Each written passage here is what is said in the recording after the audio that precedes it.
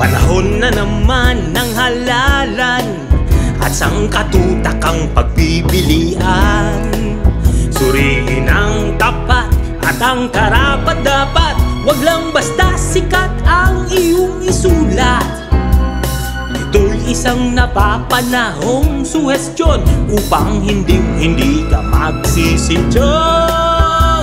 Pumoto ka sa darating na eleksyon, ito'y karapatan mo at obligasyon.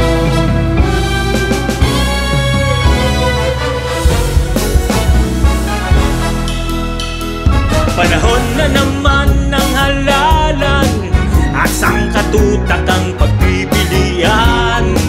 Suriin ang tapat at ang karapat-dapat, wag lang basta sikat ang iyong isulat. Ito'y isang napapanahong suhestyon upang hindi ka magsisityong.